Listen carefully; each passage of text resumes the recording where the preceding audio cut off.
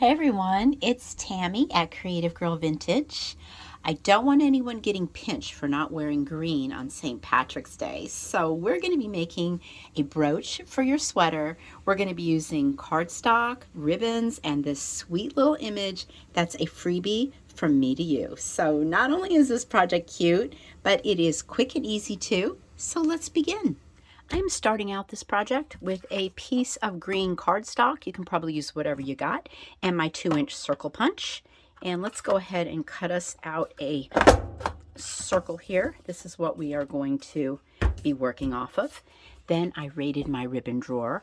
I was just looking for some greens that may be coordinated, and one a little bit bigger than the other, a little wider than the other, I should say. This one I think was like a 1/2 inch, and this was like a 3/8. So I thought they looked good together.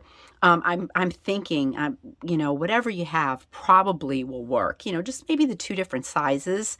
Go for that. I think that'll work the best for you. Then I cut 8 pieces each of the wider ribbon in 2 inches and the narrow ribbon in 1.5 inches. Believe me, they're not perfect. So we're not going to take the ruler to them. But you know what? Crafting is all about relaxing. It's not getting stressed out over things not being perfect, right? Okay, so I'm going to do this with the glue gun today. It's just fast and a lot easier. And so let's take our wider ribbon. And what I'm going to do is just glue it down like this. I'm going to go around this way because it makes more sense to me to get everything straight. And we're going to just glue a little end on here all the way around.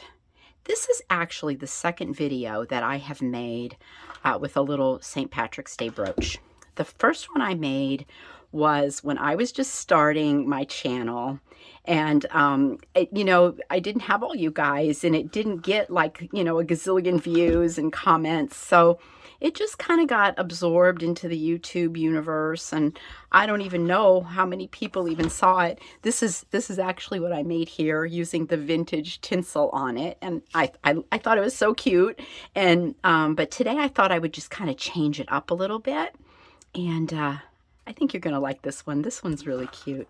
Okay, so I'm going around, and in between the ribbon right there, the little spot, I'll finish up with my last piece. And then you end up with something like this. Looks like a big old wheel spoke, right? Okay, so now let's put a dot right there and then fold this over and make a loop. Okay, so you want to just go around doing that to each one of these wider ribbons. One of the things that I noticed when I was making this is this makes a really cute background for, like, if you're wanting to have something to put your images on for holiday ornaments. If you pick your colors and get some cute things for Christmas or Halloween. Oh, that would be cute, wouldn't it? Like the black and orange ribbon. This would be really cute for a background. Okay, now we have this. Let's go to our little smaller pieces. And in between each one of these bigger pieces, we'll add a small one. Oops. Sorry, the glue stuck to my finger on that one, you guys. All right. Sorry about that. Keep it rolling. Okay. So you can kind of see where we're going here. Right in between.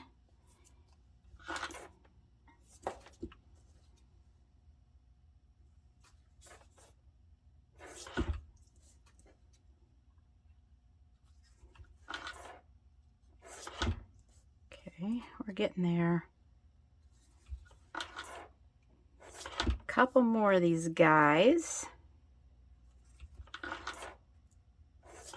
Okay. Now, just like we did with the wide ribbon. Sorry, that cord is annoying. And hear that in the background? That would be my sump pump, because you know, if you've taken the tour of my craft room, you know that I share my craft room with a boiler and a hot water heater and a sump pump. And yeah, it's just one of those things. And we have gotten so much rain, and it could be raining right now because we're supposed to get a lot more again this afternoon. So I tell you, that thing has just not stopped all week. So I apologize for the background noise. We can't have that water in the basement though. All right, so you see I'm doing the same thing we did with the wider ribbon. And folding that right back over to make a little loop. And one more. Okay, so now we've got this. And let me grab everything and we're going to decorate it. I cut out a 2-inch circle using my scallop punch. You can use your circle too. Either one's fine. And I'm going to glue this on right in the center here. I'm going to use my glue gun to do it too. Okay, we're going to lay this here, and that just covers all that mess. And see what I mean? Like, this is like a really nice little starting point for, you know, layering stuff on to make ornaments, right? So that's a cute little thing. Here we have these beautiful little girl. I just love her. She is a scan from a vintage St. Patrick's Day decoration, one of those German die cuts, I believe. And then I made a little banner that says Happy St. Patrick's Day. These are available, a freebie to you on my blog. The link is below. Just right click it and keep it and enjoy. And I'm going to go ahead on both of these and get out my distress ink and just ink them up just a little bit. We want to give them a little bit of a vintage feel.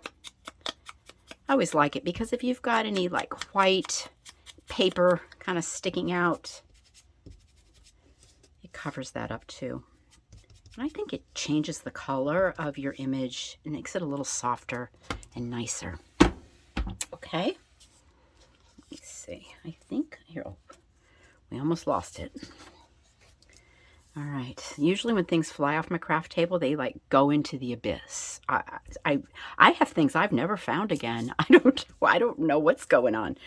Okay, so I tied a bow in the same ribbon I used here, and I'm going to glue that right there. We're going to use this kind of to lift her up a little bit. And plus, I like the idea there was like more loops going on. This was all loopy. And let's just fix the bottom of our ribbon here. Just fancy it up a little bit. Okay, that looks pretty. All right, let's bring her in. She's gonna just lay right there. A little glue on you, Missy, and we're gonna put you right there. Okay, and then our Happy St. Patrick's Day banner. Let us pop that, say, right here. And it's got some tiny little green buttons. All right, let me be careful with these. They don't go flying out of my hands. I'm just going to put them on each side of the little St. Patrick's Day banner. Okay. Now, let's flip her over. I cut out another circle just out of some scrapbook paper for the back, because you know we like our back to look nice too. So let's just add a little bit of glue on that. Pop that right on the back. And then I have a bar pin. I think this one's like about 1 1/4 inches. And you know, you can find these in the jewelry making section of just about any craft store. All right, so probably here, 2 things. I just try to make sure when I'm adding this, I've got it straight and even with her. And I'm going to glue this up high instead of in the center. And I'm just going to use my hot glue gun. Since I'm going on paper, I'm not going to worry about it. I'm not going to use like a jewelry glue. You could if you want to. But usually when you're gluing stuff down to paper, I've never really had it come off. If you want it to come off, you're really ripping it off. Okay. And so this is your little bar pin. And that the back is ready to go.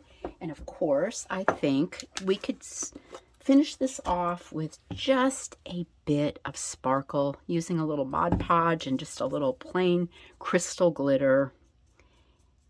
And let her sparkle up just a little bit here. Okay. Now, you are all set. There ain't nobody messing with you now. I hope you enjoyed today's project, and I hope you have a very happy St. Patrick's Day. Thank you for joining me for a bit of crafting time today. If you love crafting, I hope you give this video a thumbs up. And if you haven't subscribed to my channel, I hope you do. We need you here with us. See you for our next creative project. Have a beautiful day filled with blessings. Bye for now.